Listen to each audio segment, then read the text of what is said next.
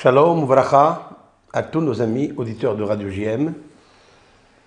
La paix sur vous, la bénédiction sur vous, et ainsi pour le monde entier. Là où se trouvent les Bnei Israël, Bnot Israël, que Hashem Barach il donne la force à chacun parmi nous de combattre le mensonge qui habite ce monde, le monde de la Asiya, le monde de l'action. Il nous faut savoir qu'il y a deux mots qui se ressemblent dans leur valeur numérique. Le premier, c'est Asiya. Asiya, ça veut dire faire, le monde de l'action, le monde matériel. Il s'appelle le monde de la Asiya. Car il nous faut faire les mitzvot. Asher bara Elohim la'asot. L'Éternel a créé pour faire, c'est-à-dire compléter, se perfectionner. On ne peut le faire que par le fruit de l'action. L'Éternel a pensé, Bereshit, c'est en même temps une pensée, mais la pensée de Dieu est une parole. Le fruit d'une parole est un acte. D'ailleurs, toutes les mitzvot, toutes les actions, tous les commandements que nous pratiquons, 248, sont accompagnés d'actions. Par exemple, une personne veut mettre les téphilines. Avant l'action d'attacher les phylactères sur le côté cœur, la main gauche, côté tête de la fontanelle, il devra pratiquer une bénédiction. Autrement dit que la pensée de Dieu se traduit par une bénédiction et donc l'homme doit imiter Dieu, c'est-à-dire faire une action et en préalable faire une bénédiction. Cela s'appelle en fait le monde de la Asiya, le monde de l'action. Le monde de l'action passe d'abord par une parole. Si quelqu'un fait une action de téphilin, ou bien il veut poser une mezouza, il veut pratiquer une souka, sans préalablement passer par un acte, alors en fait, il n'a rien compris. Il n'a rien compris. Pourquoi? Car l'Éternel, dans le monde, dans sa création, il a d'abord pensé, c'est le mot Bereshit, puis il a parlé, Vayomer Elohim, et l'Éternel a dit, et puis après il a Vaya'as Elohim, et Dieu a fait. Voici les trois dimensions qu'il nous faut faire dans toutes les mitzvot. Cela s'explique par d'autres termes. Un des termes qui s'appelle Asiya, faire. L'autre, il s'appelle Ruach, c'est-à-dire esprit, c'est-à-dire parole. Et l'autre, qui est le premier, s'appelle Mahshava, pensée. Donc, si on a fait un acte, c'est que nous avons pensé au départ. La différence qu'il y a entre la pensée et l'acte, c'est la parole. Il faut accompagner une pensée avec une parole pour pratiquer un acte. Si on fait un système robotique, alors on ne ressemble pas à Dieu. Autrement dit, si on veut obtenir une création, quelque création que l'on veut, on veut avoir un enfant, on veut se marier, on veut réussir avec succès dans ses affaires, il faut d'abord penser, faire, mais passer par la parole. C'est-à-dire demander à la matrice cosmique de ce que vous voulez demander, et puis ça se réalise. Pourquoi? Car nous avons une émouna, nous avons une foi qui est enracinée dans la création du monde. Asher bara Elohim la'asot. Cependant, lorsque l'Éternel a fini son monde, le 6e jour, et il se reposa le 7e, il est marqué Asher bara Elohim la'asot. Asher, c'est-à-dire lorsque bara a créé, a formé Elohim. Elohim étant donné le nom sacré de la création, c'est-à-dire la nature, que l'on appelle la nature. Mais il s'appelle Elohim. C'est la force nécessaire du pouvoir de création. La'asot, pour faire. Qu'est-ce que ça veut dire pour faire? Nos sages se sont interrogés que ce mot, en fait, il est difficile à comprendre. Asher bara Elohim, tout court. L'Éternel a créé ce monde. Comme nous avons vu dans le Maaseh Bereshit, dans la Genèse. En fait, le mot La'asot, ça n'est plus l'Éternel. Le mot La'asot est attribué à l'homme. Car il se trouve dans un monde La'asot, c'est-à-dire de faire, le monde de l'action. Et Rashi explique les taken, c'est-à-dire l'homme est capable d'arranger. L'homme est capable de modifier ses mauvais actes et les faire évoluer, les faire évaluer dans une dimension spirituelle. Asher bara Elohim, ce que Dieu il a créé est incomplet. La'asot, toi, tu dois compléter. J'explique. L'Éternel nous a demandé de préparer le vendredi, comme aujourd'hui, de préparer les bons plats, les bons mets, pour accomplir une mitzvah de Ta'anouk Shabbat, les délices de Shabbat. Afin de connaître l'honneur du Shabbat, afin de respecter le Shabbat, ça passe par la nourriture. Pour cela, il faut aller acheter de la viande, acheter du poisson, acheter des fruits, etc. Mais le poisson, on ne va pas le manger cru. Donc l'Éternel a créé le poisson, il est dans la mer. On l'a pêché, on l'a amené, mais on ne mange pas le poisson cru. L'Éternel a créé un veau, il a créé un mouton, il a créé une vache. Mais vachement, on ne peut pas manger la vache comme elle est crue. Il faut la préparer. Qui prépare cette vache? Qui la met comment on appelle ça, en préparation? Ça, c'est l'homme, la maîtresse de maison, ou l'homme, etc. Asher bara Elohim, Dieu a créé tout ce que tu veux. Cependant, la asot, toi, qu'est-ce qu'on fait? On améliore. C'est-à-dire, on prend ce morceau de poisson et on met des épices, on met de l'huile, on met de coriandre, etc. Chacun ce qu'il aime. En fait, l'homme, c'est lui qui doit modifier pour bonifier et rendre meilleur la matérialité ou les aliments que l'Éternel a créés. Maintenant, pourquoi j'ai fait cette préface? Parce que le monde de la Asiya, donc le monde de l'action, c'est le monde du corps. Nous devons pratiquer dans tous les corps de faire entrer ce qu'on appelle une parole, comme par exemple l'Ichbod Shabbat, pour l'honneur du Shabbat, ou bien je vais faire une prière, je vais sortir des mots par ma bouche, préalablement je dois dire, je fais cette prière pour telle et telle chose. Je vais lire des Tehillim.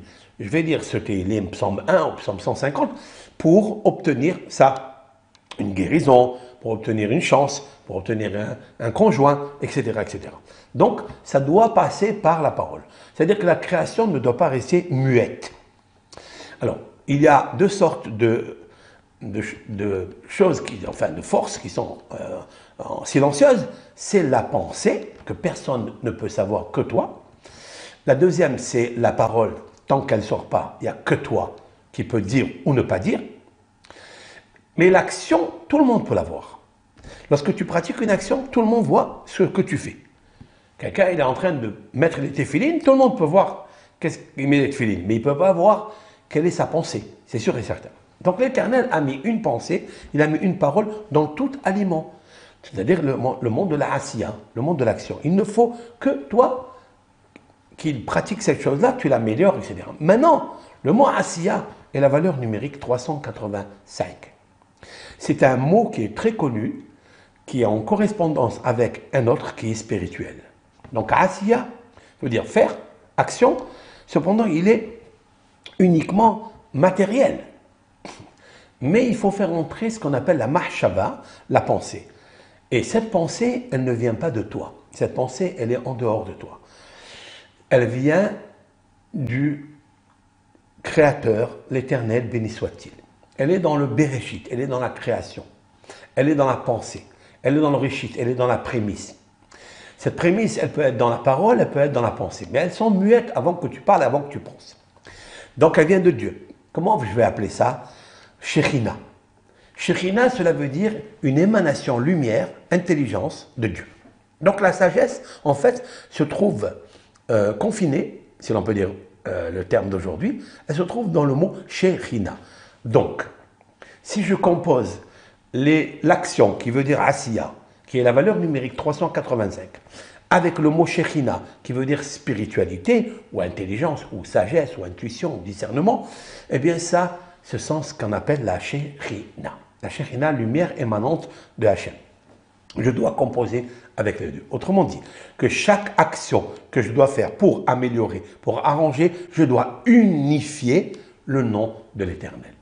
Alors, le nom de l'Éternel, il s'appelle Aleph, Dalet, Nun, Yud, c'est-à-dire le nom qui régit ce monde. Il y a un nom sacré qui régit ce nom, bien il a la valeur numérique 65. Aleph, c'est 1, Dalet, c'est 4, Nun, c'est 50, et Yud, c'est 10. J'ai ici 65. C'est un nom qu'il faut... Maintenant, si je décompose, je vais aller très doucement dans ce cours. Parce que tout ça, c'est une préface pour essayer d'expliquer le premier verset dans la paracha que nous allons lire avec l'aide de Hachem, parachat Shemot, ce Shabbat Kodesh. Donc ce cours-là, avant de continuer, je vais le dédier à mon papa, Mordechai ben Rahma, dans la Haskara et Be'ezat Hachem le 27 Tevet, donc lundi, avec l'aide de Hachem. Ce cours est dédicacé pour lui. Et aussi, ce cours est dédicacé pour Meyer Abersera, c'est-à-dire le demi-frère de mon compère, le fils de Rabbi Shalom Abersera. Rabbi Shalom Abersera qui est enterré ici à Marseille, Gaon Olam, Gaon Tzaddik Yesod Olam, très très très grand grave de Béchar, mais il a écrit des ouvrages exceptionnels. Donc, je dédicace ce cours pour l'élévation de papa et en même temps du fils de Rabbi Shalom Abersera Zekuto Yaren Aleinu. La suite est la suivante. Chaque fois que j'interviens par mes actes, quand je parle maintenant, eh bien je veux unifier le nom de Dieu. Ça veut dire quoi, unifier le nom de Dieu? Pour comprendre cela, il faut prendre juste le mot Aleph, Dalet, Nun, Yud, c'est-à-dire ADN. Dans chaque particule de ce monde, atome, énergie, tout ce que les scientifiques ont comme verbe, comme langage, eh bien, il est accompagné de ADN, c'est-à-dire cet ADN que nous connaissons dans le corps humain, dans chaque chose, chaque aliment, chaque élément. Cependant, qui régit cet ADN-là? Cet ADN est régi d'après nous, d'après la Torah, d'après les kabbalistes, dans notre Torah. Eh bien, c'est Aleph, Dalet, Nun, Yud. C'est presque les mêmes mots, les mêmes lettres. ADN, Adonai. Vous connaissez ce terme qui veut dire le Seigneur. Pourquoi il est le Seigneur? Parce qu'il est Dieu. Mais Dieu est l'Éternel, et le Créateur. Tout ça, c'est vrai. Mais quel est le mot qui les relie ensemble? C'est le nom qui s'appelle Aleph, Dalet, Nun, Yud. Ce nom-là, c'est en fait celui qui régit, qui est le gouverneur, qui est le roi dans ce monde de l'action.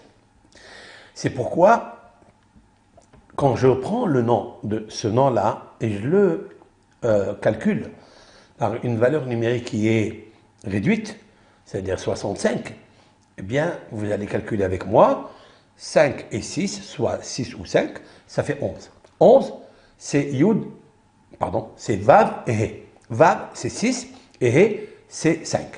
Donc, j'ai décomposé le Vav et le He dans sa multiplicité qui est 65, dans sa valeur numérique théosophique, c'est-à-dire réduite, eh bien, c'est 6 et 5. 6, c'est le Samer, mais qui se traduit dans sa diminutive, c'est-à-dire, c'est le Vav. Et après, vous avez le 5, c'est le He. Qu'est-ce que je veux faire avec ça? Eh bien, il y a deux lettres préalablement qui le suivent. qui le précède, pardon. C'est le Yud et le He. Le Yud, c'est la dimension de la sagesse. Le He, c'est la dimension de la Bina, c'est-à-dire de la compréhension, discernement. Bina. Ata honel le adam da'at. Nous prions tous les jours, 3 fois par jour, l'Éternel. Toi, tu donnes la sagesse à l'homme. Tu lui donnes le discernement. Tu lui donnes l'intelligence. Tu lui donnes la sagesse. Autrement dit, que la sagesse est un petit Yud, c'est-à-dire c'est une forme, sans forme, qui est la matière grise, qui est la sagesse. Mais Dieu, il a donné, accompagné à cela, ce qui est sa jumelle, hein, ce sont 2 lettres jumelles qui se suivent tout le temps, comme dit le Zohar Kadosh, Tre Ra'in de l'Amit Pashan, c'est-à-dire ce sont 2 lettres, 2 compagnons qui ne se séparent jamais. Yud Ke. Voilà. Donc le Yud Ke, c'est Chokhmah, c'est le Yud. C'est une matière grise. On t'a donné une matière grise, c'est-à-dire on t'a donné une sagesse, mais il faut la travailler. Ce travail se fait par le cœur. Le cœur imagine, le cœur pense, le cœur est émotif, le cœur est sensuel, le cœur est... ce sont des expressions de douceur qui est à l'intérieur de lui. Il doit fabriquer, grâce au He, donner au Yud une forme.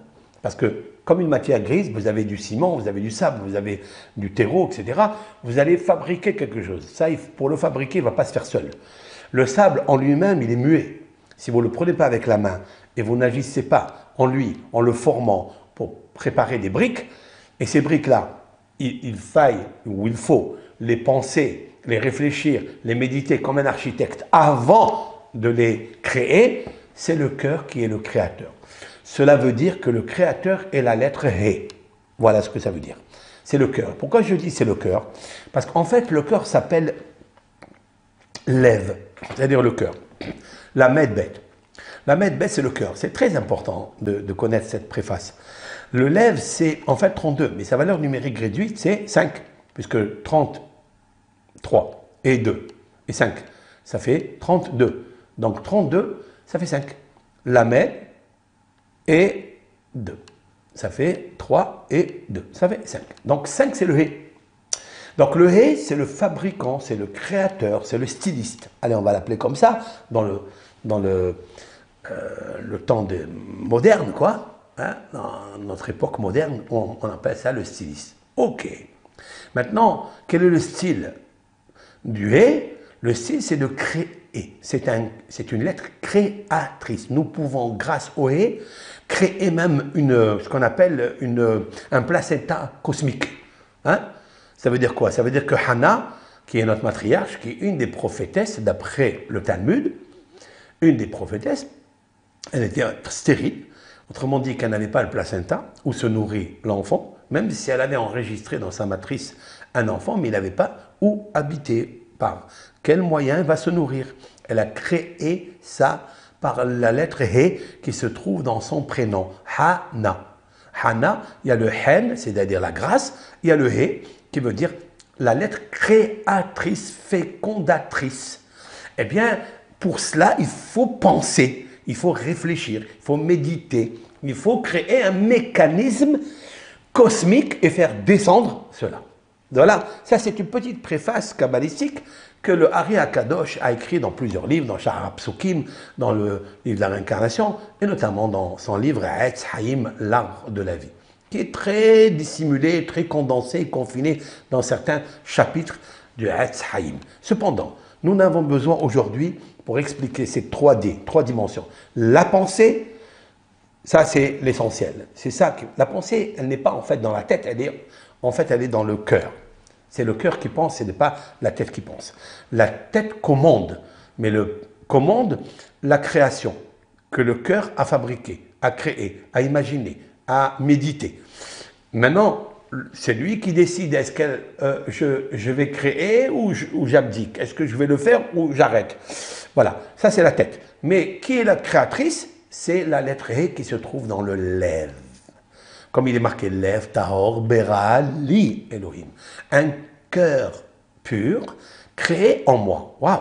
On trouve le mot Lev qui est le cœur Tahor, pur. C'est ça qu'il faut. Pour créer des belles choses, il faut un cœur pur. Bera, Li, Elohim. Crée en moi Dieu. Il parle de création ou de formation et il parle du cœur. Qui est-ce qui a dit cette phrase magique? C'est le roi David. dont je voudrais parler immédiatement de lui parce que c'est ça qui m'intéresse aujourd'hui, c'est de parler en fait du Lev de David. David, dans les psaumes 51, verset 17, il a dit Lev tahor bera li Elohim veruach nachon hadash bekebi. Très intéressant. J'ai besoin de ça pour comprendre Parashat Shemot. Savoir quelle est la relation, où je veux en venir. J'arrive. En fait, je dois comprendre que le livre de Shemot entier, c'est un livre qui s'appelle, d'après Nachmanide, le livre de la Galoute, c'est-à-dire l'exil, et en même temps de la Géoula, en même temps de la délivrance. Puisque nous allons juste passer un petit moment, peut-être 5 minutes, à imaginer qu'est-ce qui est marqué dans le livre de Shemot.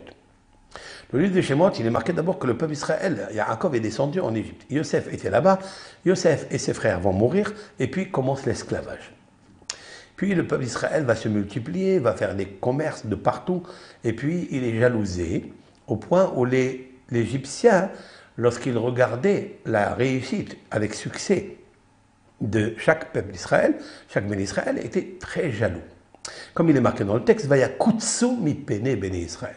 C'est-à-dire ils se sont dégoûtés. Voilà. C'est-à-dire que nous, ça fait des années qu'on se trouve ici. Ils sont venus, ceux-là, mais ils ont quelle chokma, ils ont quelle sagesse, ils ont tellement la sagesse que grâce à cette sagesse-là, c'est-à-dire ils ont trop de Yud. Yud, c'est Yuda, Yudi, Yehudi, c'est juif. Car il a le nom de Yehuda. Yehuda, ça veut dire, Yehuda, c'est Yehudi. Voilà.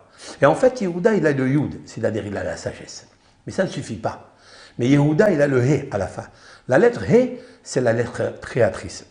C'est la lettre qui confère la réussite d'imagination, de création. Le styliste.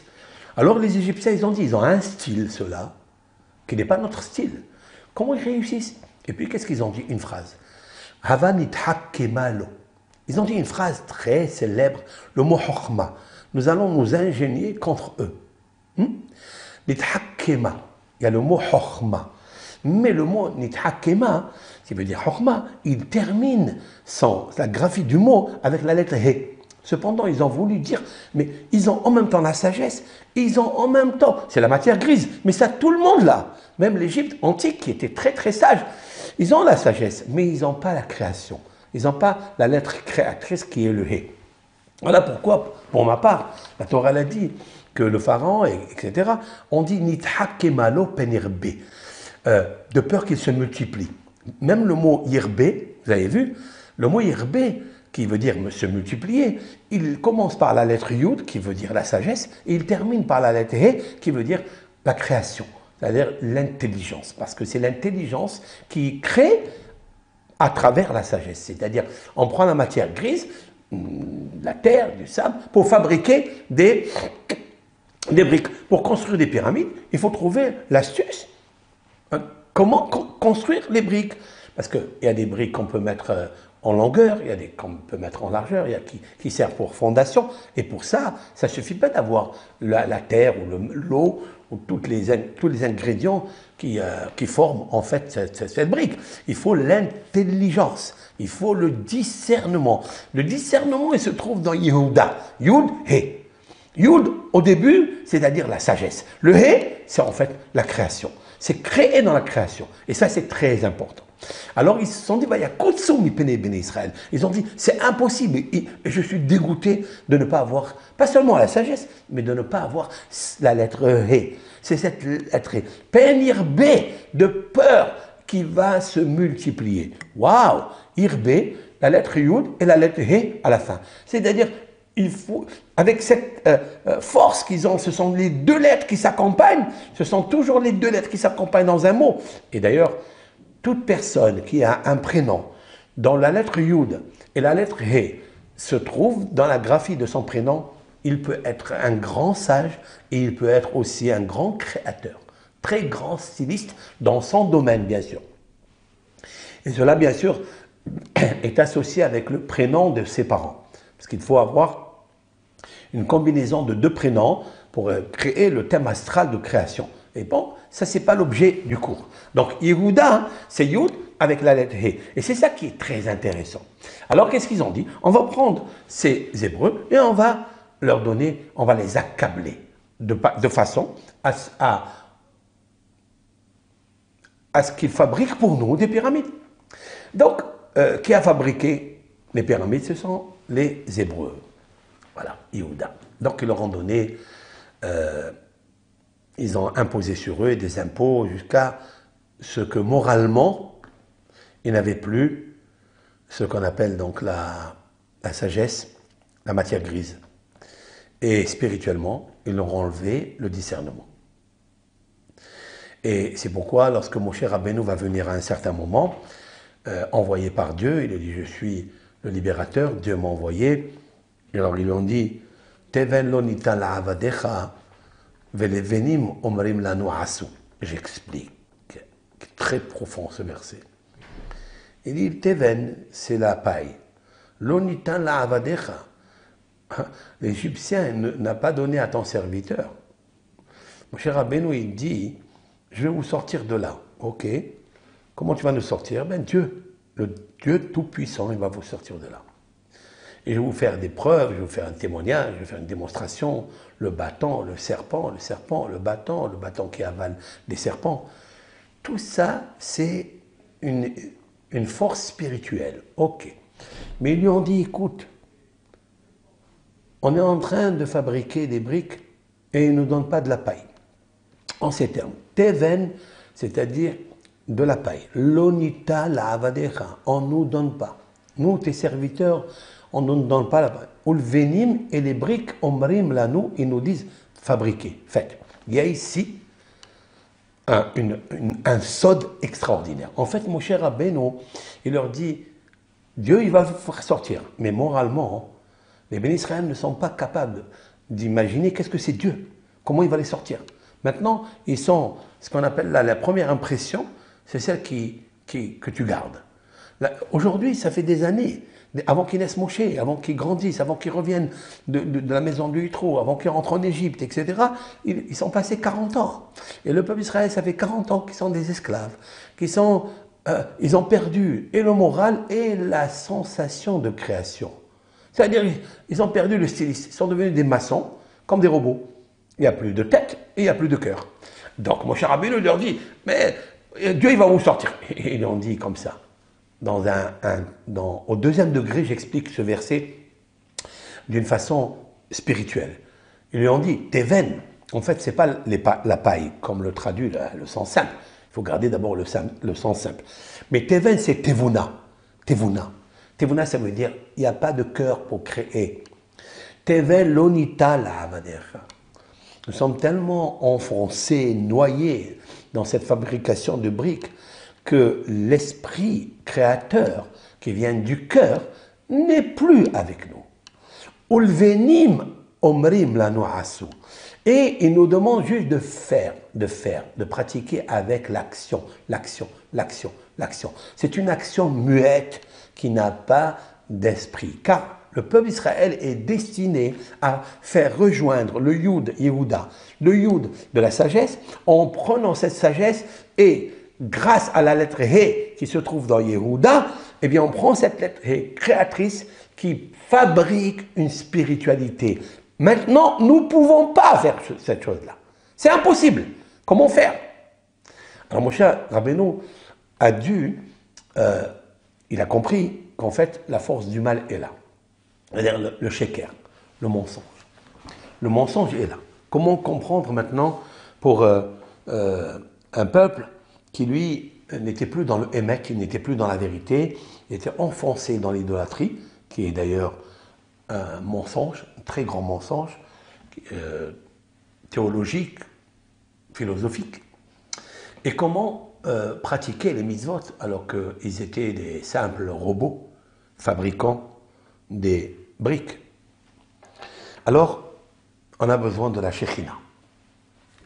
Si vous êtes dans la spécialité de fabriquer la maçonnerie, comme ils étaient, et leur tête était en adoration avec des béliers, des moutons, des agneaux, voilà ce qu'ils faisaient, Ils égorgeaient eux aussi des béliers à des forces spirituelles rivales à Dieu, c'est-à-dire la Avodah de l'Égypte.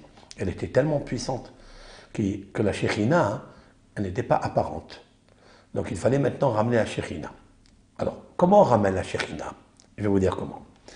Et les Shemot ben Israël abayim Israëma, et Yaakov ish u beto ba'u. Le premier texte, et voici les noms des ben Israël, Habaim. Habaim se traduit Habaim qui viennent, c'est-à-dire au présent. Ils viennent encore. Nous sommes encore dans l'exil. Misraïma de l'Égypte. Et Yaakov ish u beto ba'u. Un homme et sa maison. Ba'u, ça veut dire Miléel, ça veut dire on lit pas Ba'u. Ils sont venus déjà, ils étaient en Égypte. La question se pose, ce verset il est déjà écrit dans la péricope de Vaïhi, c'est-à-dire la dernière de la Genèse. Lorsque Yaakov, avant de bénir ses enfants, la Torah a mentionné que Yaakov était avec ses enfants, Réhouven, Shimon, Lévi, Yehuda. Donc ils étaient déjà en Égypte.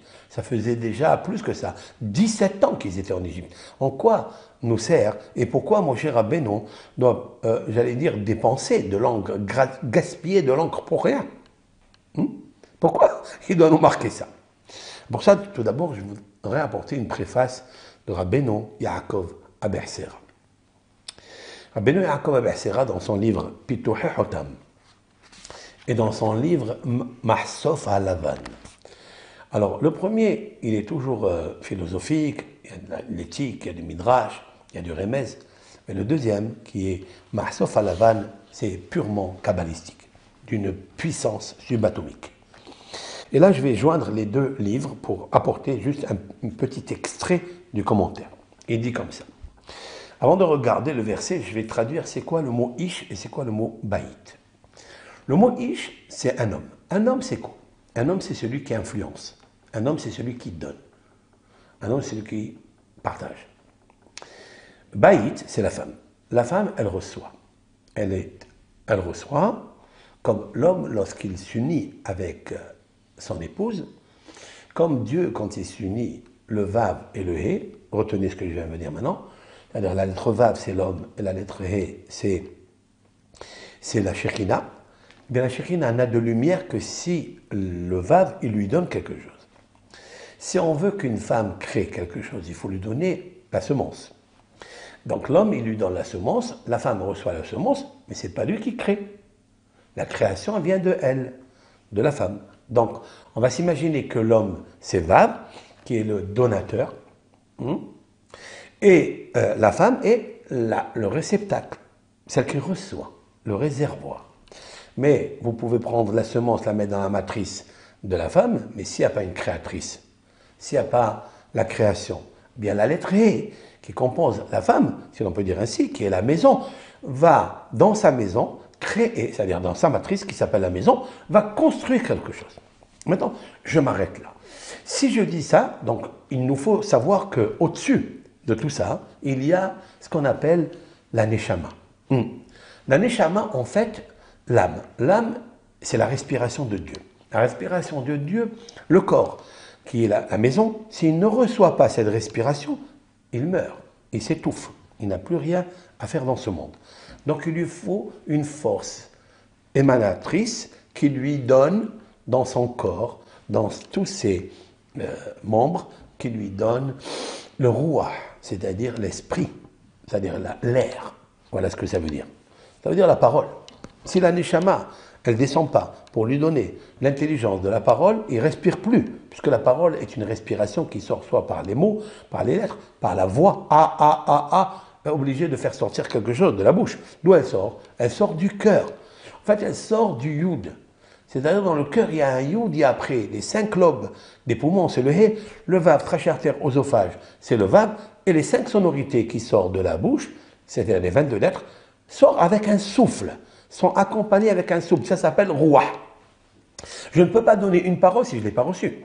Donc, l'âme va, j'allais dire, charger le corps de respiration, d'air, et cette respiration, elle va donner la parole. La parole, ça veut dire quoi? Elle a donné une création. Elle donne une création, donc cette création, elle est chez moi. Maintenant, lorsque je prends Ish ve Isha, en fait, Ish ou Baït, c'est ça Yaakov. Yaakov, c'est une dimension, c'est un homme qui, d'ailleurs, on l'a vu, il a donné beaucoup pour avoir créé, le seul, hein. Abraham a créé 2 personnes avec 2 femmes. Il a créé Yitzhak de Sarah, il a créé Ishmaël de Hagar, pour la ligne. Après, il a créé avec Ketura 6 enfants. On dit que Ketura c'est Hagar, il y a qui disent que Ketura ce n'est pas Hagar, peu importe. Mais nous avons 2 religions très très graves, très vastes qui descendent d'Abraham, de 2 femmes différentes, c'est-à-dire il y a Abraham qui a donné naissance d'abord avec Hagar de Ishmaël. Ishmaël est un homme qui a fait Teshuvah, il a fait Teshuvah, hein, il s'est repenti. Même la Torah, elle a fait des éloges concernant Ishmaël. N'oubliez pas, elle a appelé même Tzaddik, c'est-à-dire c'est un homme qui est mort Beseva Tova, c'est-à-dire il est mort avec une vieillesse bonne, belle. Qu'est-ce que ça veut dire dans la Torah? Bonne santé ou santé spirituelle? Ben, si je dis que chaque fois qu'il est marqué Vaïgva, ce terme-là, ça veut dire qu'en fait, il est mort Beseva Tova. Ça veut dire qu'il est mort avec la Teshuvah. Voilà, ça veut dire. Ça veut dire qu'il a été accepté par Dieu. Aleph. Après, nous avons eu, comment il s'appelle, Sarah qui a donné naissance à Yitzhak. C'est la 2e religion qu'il y a dans le monde. C'est Yitzhak qui a donné Yaakov. Mais Yitzhak, il a donné que Yaakov et Esav, 2, d'une seule matrice. Et de cette matrice vont sortir 2 grands géants du monothéisme. C'est-à-dire, il y a le courant du christianisme et il y a le courant du judaïsme. Maintenant, tout cela, on attend qu'il y ait pensée, action, mais qui passe par la parole. La parole, en fait, c'est le dialogue, c'est la démocratie. La parole, c'est en fait le partage avec les autres pour ramener la première lumière, source de Neshama, c'est-à-dire la respiration de la foi qui est dans le monde. Et maintenant, Ish Ubeto avec Yaakov. C'est quoi avec Yaakov? Explique Rabbi Yaakov à Bersera, de mémoire bénie, que l'acrostiche de mot Yaakov donne la chose suivante. La lettre Yud, c'est Yehud, c'est-à-dire unification ou unicité. D'accord? C'est faire unir un seul Dieu, pas plus, pas moins. D'accord? L'Éternel, c'est lui qui dirige ce monde. C'est l'Éternel. Et cette unicité de Dieu qui est unique en son genre, c'est-à-dire qu'il n'y a pas un deux. Il n'y a pas de deux ni avant lui. C'est-à-dire avant lui et après lui, Atahu Hashem Elokim Kodem Shebarata Olam ou la Shebarata Olam. Tu es l'Éternel avant de créer l'homme et après de créer le monde, pardon. Avant de créer tout être, le monde, la création du monde. C'est toi la respiration de toutes choses. Voilà. C'est très important de savoir ça. C'est ça. La émouna que tu dois, toi, avoir, Ben Israël et toutes les créatures de Dieu, c'est qu'il n'y a rien à part ça. Ne mélangeons pas d'autres forces, pouvoirs, etc. C'est fini. Même pas l'homme. Il ne faut pas mélanger l'homme avec. D'ailleurs, la émouna, la foi, dans le judaïsme, elle apparaît plus à Nissan, c'est-à-dire le mois où nous pratiquons les Pâques. La Pâques, le Pesach, c'est le mois de Nissan où nous sommes sortis de Mitzrayim. Et le 15 au soir, nous lisons la Haggadah, le récit de tous les miracles qui se sont produits au peuple d'Israël qui est sorti d'Égypte quand il était en Égypte. Donc le rédacteur ou l'auteur de cette Haggadah, il y a qui dit c'est Rav Ahai Gaon, il y a qui dit c'est Rav Ezra Gaon, il y a qui dit c'est Rav Netorah Gaon. Il y a beaucoup de Mefarshim, c'est-à-dire des commentateurs qui disent qui est l'auteur. Bon, parce qu'il faut être à la hauteur pour faire cacher les secrets énormes qu'il y a dans la Haggadah. Autant de livres se sont écrits sur la Haggadah que le Tehillim. C'est incroyable. Tellement il y a des secrets fantastiques à l'intérieur. Et donc, le maître de la Haggadah, à un certain moment, quand il parle des miracles, c'est-à-dire, nous sommes ici, nous sommes en train de lire le Shemot. En fait, tout le livre de Shemot, c'est la Haggadah, c'est le récit, c'est-à-dire la parole, en fait. Car la parole était partie en exil, dit le Ari Kadosh. Cette parole est partie en exil, il faut la récupérer. Alors on est parti la récupérer avec quoi? Avec le travail, le corps. Puis après elle est montée. C'est-à-dire comment elle est montée? Parce que le corps était fracassé, comme disent nos sages à travers du mot Vayavidu et ben Israël befarer. L'Égyptien a fait travailler le peuple d'Israël befarer. C'est quoi befarer? Alors il y a qui explique befarer pircha, c'est-à-dire avec fracas. Ils leur ont fracassé le corps tellement les travaux étaient très difficiles, très durs, etc. Ils n'ont rentré chez eux que la nuit et ils sortaient de chez eux que la nuit. Ils n'ont jamais vu le jour. Le jour dans la maison, ils ne l'ont pas vu. Le jour, ils l'ont vu dans les champs, ils l'ont vu là où ils construisaient les bâtiments. Voilà, ils ont vu le jour. Mais après, en les faisant rentrer très tard la nuit et on les fait sortir avant le lever du jour, de façon à ce que dans la maison, que le baït, le shalom baït n'existe pas. Comment on a fait ça? On les a fait travailler dur. Ils ne voient pas le jour, ils voient le jour que dans le travail. Donc ils se dégoûtent, le pauvre. Et donc, Ishu Betova, ça veut dire que l'esprit n'était pas là. L'intelligence n'était pas là. À plus forte raison, le discernement n'était pas là. Alors comment on va traduire maintenant Befarer avec fracas? Mais nos sages ont ajouté une explication et je me suis toujours demandé pourquoi ils ont ajouté cette explication. Laquelle? Befarer, c'est Beperach. Beperach, ce sont de la dichotomie Perach, c'est-à-dire avec une bouche tendre. Ils ont tendu un piège avec la bouche douce. Ils leur ont dit, tu sais, si tu travailles, je vais te donner des allocations familiales, je vais te donner ça, je vais te faire, et je vais te faire. Ils les ont en fait trempés dans la boue avec la douceur. Mais pourquoi nos sages se sont interrogés à savoir, est-ce que Befarer, c'est-à-dire avec en fracas, ou bien Beperach, c'est-à-dire avec la bouche tendre? Pourquoi? Alors, d'après ce que je viens de dire maintenant, il y a une lumière qui s'éclaire dans le texte. En fait, nos sages ont compris qu'il y avait ici deux dimensions qui étaient perdues. Autrement dit, le monde de la asiya, c'est-à-dire le monde de l'action, et puisque leur action était juste dans les pierres, alors que les actions devaient être les taken, Asher bara Elokim la asot, c'est-à-dire de faire un tikkun de olam, de faire un tikkun de la création, une réparation, plus exactement, un embellissement. Mettre les téphilines, mettre la mzouza, faire les mitzvot avec son camarade, faire le loulab, tous les mitzvot de 148 lois positives, c'est ça qu'on cherchait en fait. Toute la Torah, elle était donnée pour quoi faire? Pour faire des actions, pas seulement de penser, pas seulement de travailler, mais on avait besoin en fait aussi de travailler. Car la halakha, elle est comme Rabbi Ishmael, qu'il faut travailler et étudier. La halakha n'est pas comme Rabbi Shimon bar Yochai. Cependant, lorsque le peuple d'Israël était en Égypte en train de travailler, ils avaient perdu et la parole comme Rabbi Shimon bar Yochai et l'action comme Rabbi Ishmael. Ils ont tout perdu. C'est pour ça que j'allais dire, c'est incroyable, que le peuple d'Israël était chévi, c'est-à-dire il était complètement en captivité. C'est pourquoi. Shemot Bene Israël Habaim. Shemot Bene Israël, les noms des Bene Israël Habaim Israël. Donc, les noms des Bene Israël étaient en Égypte. Regardez les initiales. Shemot Shin, Bene Bet, Israël Yud. Shin, Bet, Yud, Shevi. Ça veut dire Shevi, ils étaient en captivité. De quelle captivité nous parlons? La captivité du corps qui ne peut pas,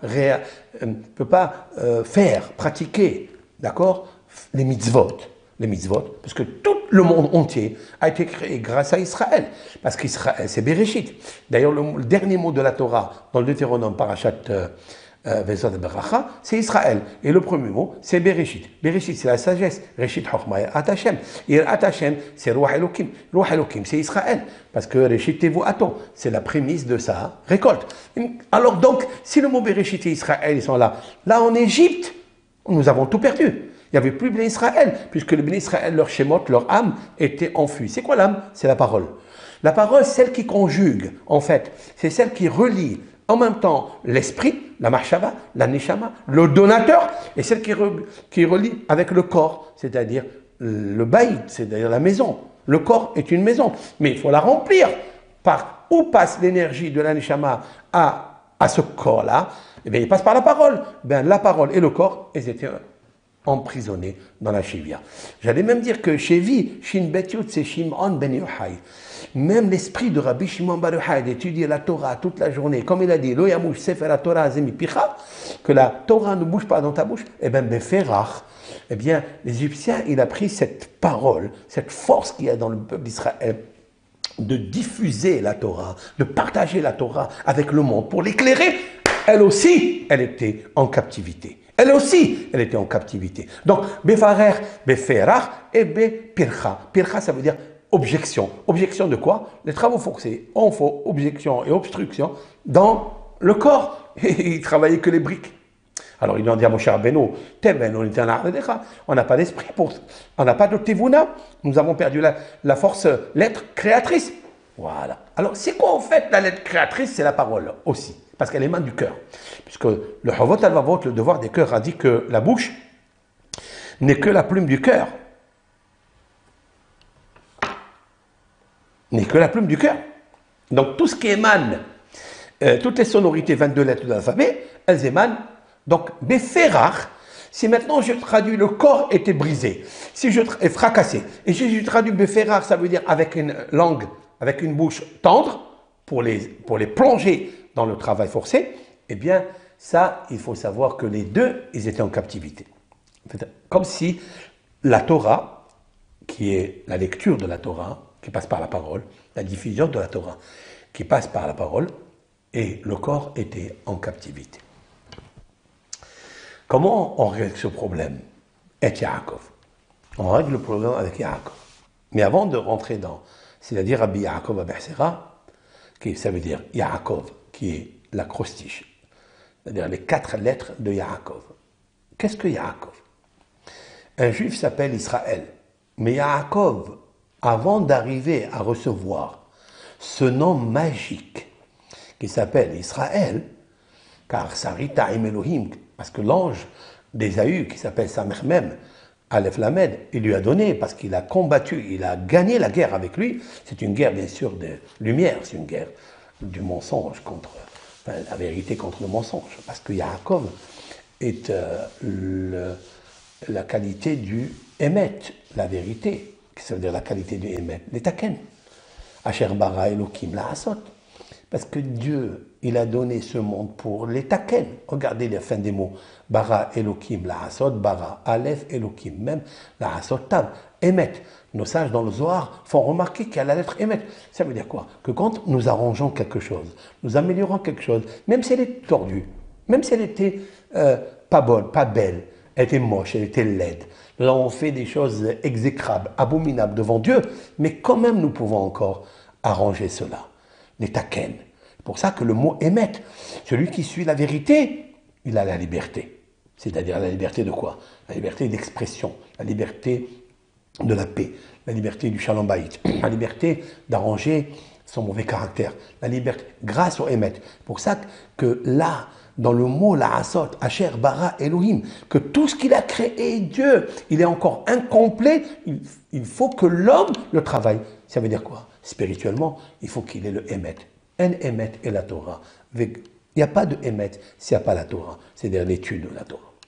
Et aussi, Titen émet les Yaakov. Il y a un verset dans les psaumes qui dit donne la vérité à Yaakov. Tu ne donnes pas la vérité à Yitzhak. La vérité, elle n'est pas aussi pour Abraham. Oui, bien sûr, avant d'arriver à être des personnalités de Emouna ou de prière comme Yitzhak, de la foi, de la force de la prière, de la justice, de la justesse, et Abraham qui est, lui, cet homme qui a amené le nom de Dieu dans la bouche de tous les êtres du monde, toutes les créatures du monde.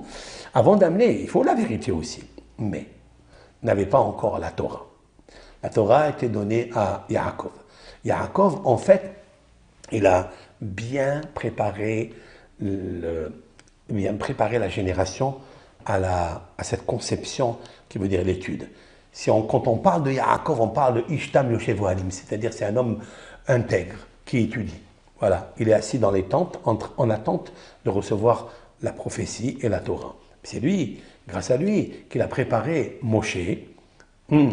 Moshe qui va naître aussi dans cette péricope. Moshe qui aura des difficultés dans sa naissance. Le fait que le pauvre, la maman Yocheved, elle a peur qu'on lui prenne et qu'on le jette dans le Nil. Mais il a été jeté dans le Nil. Le Nil, c'est Yamsouf. Yamsouf, c'est-à-dire, c'est là où il y a les roseaux. Mais en fait, Moshe Rabbeinu, ça va être le Nil, Hay-Ora, Hay-Or. Ça va être la plus grande lumière du siècle, des générations du début de la naissance du monde jusqu'à la fin du monde. Ça sera Moshe Rabbeinu, alayhi shalom. C'est pour ça que Moshe Rabbeinu, c'est le grand scribe il a écrit le Sefer Torah, 13 Sefer Torah à 120 ans le jour de sa mort. C'est incroyable, il faut être rapide. Ouais, mais je crois ça, c'est pas que c'est une fabulation, pas du tout, c'est une vérité. Et donc, Moshe Rabbeinu, parce qu'il était lucide, il avait une force phénoménale, hein, nucléaire. Donc Dieu, bien sûr, l'accompagne, parce que c'est pas un homme qui fait les choses par lui-même, c'est un homme qui réfléchit par Dieu, parce qu'il a la bina et il a la chokma. Quand on a la chokma et la bina, eh bien, on ne vieillit pas, on n'a pas Alzheimer. Et donc il a écrit le Sefer Torah rapidement. Et pourquoi? Parce que déjà à sa naissance, on l'a jeté dans l'eau, il y avait des roseaux. Vous savez qu'avec le roseau, on crée des plumes pour écrire dans le parchemin.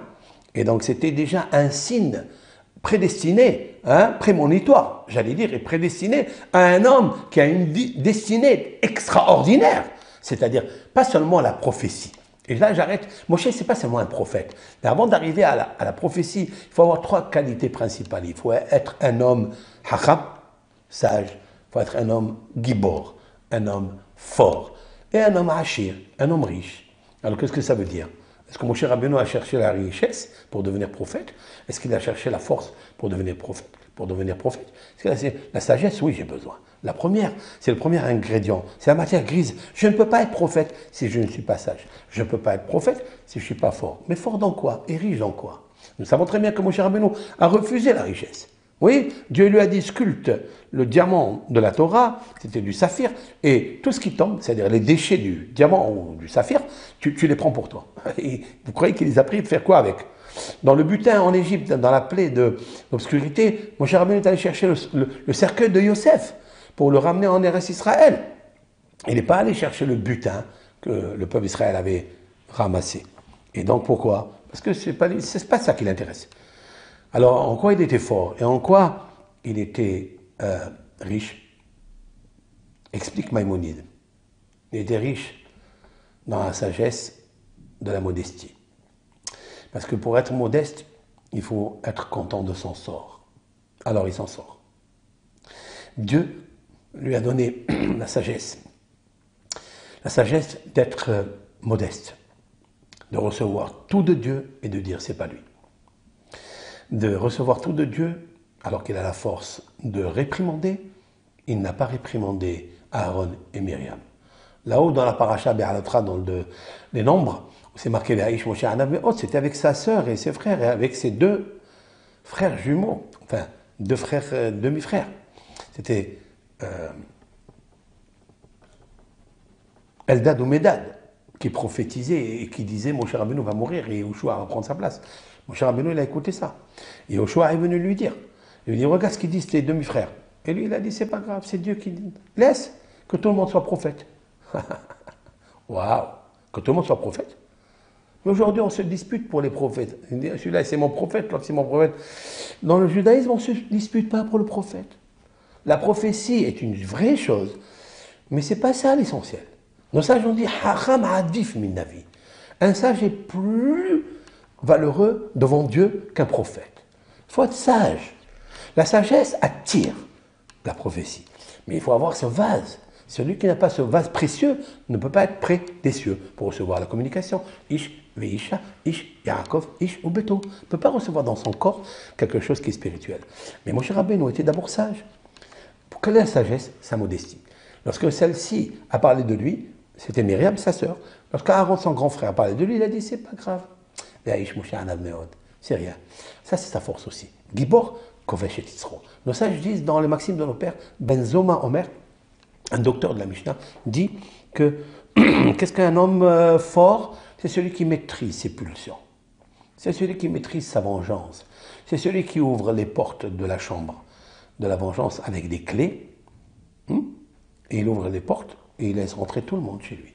Même que dans le cœur, il y a quelque chose qui n'est pas beau, parce que celui-ci lui a fait une crasserie, celui-ci a menti, celui-ci n'a pas eu le courage de dire la vérité, il a dit peut-être le contraire, le mensonge à son égard, mais quand même, toutes les portes sont ouvertes. Il n'y a aucune qui est fermée. Parce qu'il y a des gens qui ont la vengeance, ils prennent la clé, et ils la mettent, ils ferment dans leur cœur une chambre de vengeance ou de jalousie, et ils prennent la clé, pour ne plus l'ouvrir, ils la jettent bimsolotiam, c'est-à-dire dans les profondeurs des océans. Ça veut dire il est perdu, il ne peut plus ouvrir la porte. Ça veut dire il ne guérit jamais. Et on est venu dans ce monde pour être métaken. C'est pour dire que l'Éternel, d'abord il faut être sage. La sagesse est le plus grand vase précieux pour recevoir la paix, pour recevoir la gvoura, la puissance, et pour recevoir la parole de Dieu, c'est-à-dire la prophétie. Sans ça, c'est impossible. Et c'est Moshe Rabbeinu, il a dit, il avait ces trois choses. Donc c'est que Moshe Rabbeinu, il était hacham, qui était sage. Parce que c'est marqué hacham lev ikach mitzvot. Dans les proverbes du roi Salomon, dit, un sage de cœur prend des mitzvot. Quelle est la mitzvah? De qui s'agit-il? Quel est le sage de cœur? Lorsque le roi Salomon parle d'un personnage qui était sage de cœur, qui prend les mitzvot, c'est qui? Nos sages, dans le Midrash, il y a 2000 ans. Ils ont dit, c'est Moshe. Chez Nehemar, comme il est marqué dans la Torah, Vaikach Moshe et Atzmot, Yosef Imo, et Moshe a pris les ossements de Yosef. Voilà la mitzvah, c'est prendre et être fidèle à Yosef, qui leur a dit, s'il vous plaît, quand vous montez d'Égypte, après 210 ans d'esclavage, prenez-moi, cercueil. Il y avait tout le monde qui a oublié, et Moshe était fidèle. Quand vous êtes fidèle avec un homme, vous êtes fidèle aussi avec Dieu. Celui qui me dit qu'il est fidèle avec Dieu, mais avec les hommes, il est malhonnête, il a dit quelque chose, il ne le pratique pas, il a promis quelque chose, il ne le fait pas, ou bien il a pris un engagement devant 4 ou 5 personnes, et il ne le fait pas. Il ne peut pas recevoir de Dieu la fidélité. C'est impossible. Il faut être sage, fort et riche. Il faut être riche dans la fidélité, c'est-à-dire dans la hanava. Et c'est pour ça que Yaakov, c'est l'acrostiche. Yud, Yehud, c'est-à-dire unicité de Dieu. Il peut recevoir l'unicité de Dieu, parce qu'il sait que Dieu, il est unique, que Dieu, il gouverne le monde. Après, vous avez Aïn de Yaakov, c'est Hanava. Hanava, c'est la modestie dont je parlais tout à l'heure. Et ça, c'est la sagesse, parce que sans elle, c'est impossible. Kouf Kedusha, la sainteté. C'est quoi la sainteté? C'est être séparé. Être séparé du mensonge. Moshe Rabbeinu était séparé du mensonge. D'ailleurs, c'est lui qui a reçu de Dieu la prophétie de dire éloigne-toi de la, comment on appelle ça, du mensonge. Parce que Moshe est Emet, Torah Emet. Vous voyez que Yaakov, il est Emet et Moshe est Emet. Et il est inversé à propos de ces deux personnages qui se relient, qui s'assemblent, se ressemblent. Torah, Tziva, Lanu, Moshe, Moracha, Keila, Yaakov. Voilà Yaakov à la fin, qui est venu avant, dans le temps, est venu avant Moshe. Mais Moshe a su prendre, extraire, comme une femme qui reçoit la semence intelligente de son Yaakov, de son sage, qui est Yaakov. Et donc, il reste maintenant Kedusha, mais il reste Beracha, bénédiction. Moshe Rabbeinu terminera avec Vezot Beracha. Il terminera la Bracha. La Bracha, c'est quoi? C'est ça, c'est la prophétie. Lorsque vous avez ces trois qualités principales, le Yehoud, faire tout pour Hachem, dans la vérité. Après, vous avez la Hanava, c'est la sagesse, parce que la plus grande sagesse, c'est d'être modeste. Et la Kedusha, c'est d'être séparé. Quand vous avez ces trois Yud, Ayin, Kuf, Yehoud, c'est-à-dire l'unicité de Dieu. C'est tout ce que tu fais, tu le fais pour Dieu. Tu les Télim, tu dis pour Dieu, pour la Shekhinah. Et donc, je termine ce cours pour la radio et après je continue pour le reste. Kuf, Kedusha et Bracha, c'est la bénédiction. Souhaitons que cette Bracha, avec l'aide de Hachem, se déverse dans le monde, ont bien sûr, dernier Hidouche, le mot Tehilim. Vous savez très bien que El Shemot Ben Israël Abaim, Mitzrayma, la fin des mots dans le mot Tehilim. Tehilim, c'est-à-dire la prière. Nous commençons à lire maintenant les Tehilim dans cet exode pour amener la Géoula, la délivrance finale, absolue, la rédemption finale. Mashiach Tzidkenu. Le Messie, Mashiach Hashem, le vrai prophète. Alors, on lit les Tehilim. C'est pourquoi la Torah, comme ça, en préambule, elle te fait un signe. Lis les Tehilim. Mais j'ai expliqué qu'avec l'aide de Hashem, que le mot Tehilim, c'est 485. 480, en fait, si on le décompose, 480, c'est la force négative. La Medioud, la Medioutav. C'est celle-là qui les a amenés en Égypte. C'est cette force qui les a amenés en Égypte. En fait, ce sont les pollutions nocturnes, ou pollutions par débauche, etc. Et les Nisosot à Kedusha, comment on appelle ça, les forces spirituelles qui sont accompagnées dans le sperme, eh bien, ils sont perdus. Eh bien, au lieu d'y aller accompagner la Shekhinah pour créer, car la matrice de la Shekhinah, elle crée les enfants, des enfants tzadikim, comme Shemot Ben Israël, Abaïm Israël, et Reuven Shimon, créés par les Abraham, les Zilpa et Bila, eh bien, malheureusement, c'est, si l'on peut dire ainsi, on imagine que ces forces Nitsosot Akdosha sont allées dans la matrice de cette femme féminine débauche. Et donc, ils vont créer quoi? Ils vont créer des démons. Ils vont créer de la débauche. Ils vont créer ce qui se passe dans le monde, le mensonge. Voilà. Donc, les Israël sont allés là-bas pour récupérer justement toutes ces forces positives, spirituelles, étincelles qu'ils ont perdues. Adam Rishon, qu'ils ont perdu Enoch, Maboul, Tsedom, Apalaga, Déluge. Tout cela, ils sont partis dans l'Égypte et ils doivent les récupérer. C'est le peuple d'Israël. Ils sont allés là-bas, ils les ont ramenés. Ça s'appelle l'Amed Yud Lamed. Mais quelle est la plus grande chose? C'est le He. Parce que Tehillim, c'est 485. C'est 5 plus 480. Ça veut dire le Tehillim a la force de combattre. Combien de livres il y a dans le Tehillim? Il y en a 5. Il y en a 5 livres dans le Tehillim. C'est pour ça qu'il y a le 5 ici. Tehillim, il y a le 5. Parce que ces 5 livres vont agenouiller, si on veut dire, infléchir, ou bien faire soumettre les forces négatives pour lui enlever, lui retirer ce qu'elle a absorbé de tous ces étincelles que tu as perdues dans ton adolescence ou que tu as fait par péché, les batala, etc. Eh bien, tu fais très attention à les ramener grâce au Tehillim. Mais voilà que le mot Tehillim, c'est les mita, c'est la mort. Ça veut dire qu'il y a des étincelles qui sont mortes et elles sont plongées dans la matrice de la force négative, dans le creuset égyptien qui s'appelle Hervata Aretz, la nudité de la terre. Ils sont là-bas. Maintenant, qu'est-ce qu'ils vont faire? Il faut faire les Tehillim pour les reprendre, pour les aspirer. Eh bien, c'est ça les Tehillim, 5 fois. Maintenant, il est marqué 5 fois Ve'ele Shemot Ben Israël dans la Torah, parce qu'il y a 5 livres de la Torah, il y a 5 livres de Tehillim. Cependant, je termine. Le mot Tehillim, lorsque je l'emploie, Tav, Yud, Vav, avec He, avec Lamed, Mem, Dalet, avec Mem dans son déploiement spirituel, c'est-à-dire le remplissage, j'obtiens une valeur numérique 600. 600. Je fais quoi avec ça? Ben 600, c'est 2 choses. Sheker, mensonge. Ben, tout le mensonge qui est dans la matrice de cette force négative, qui va se trouver en Égypte, Mitzrayma, c'est-à-dire même la Shekhinah, parce que valeur numérique Shekhinah, c'est la même valeur numérique Mitzrayma, comme explique Rabbi Yaakov Be'asera.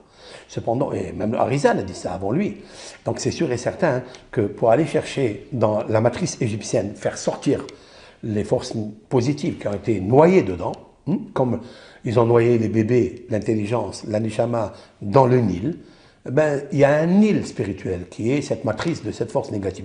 Grâce au Tehillim 5 fois, eh ben, on guérit cela. C'est pour ça qu'on enlève le sheker. Maintenant, pour avoir la force, il faut allaiter, il faut téter, j'allais dire, les Tehillim, c'est-à-dire il faut les lire et faire entrer à l'intérieur, comme un bébé se nourrit des seins de sa mère.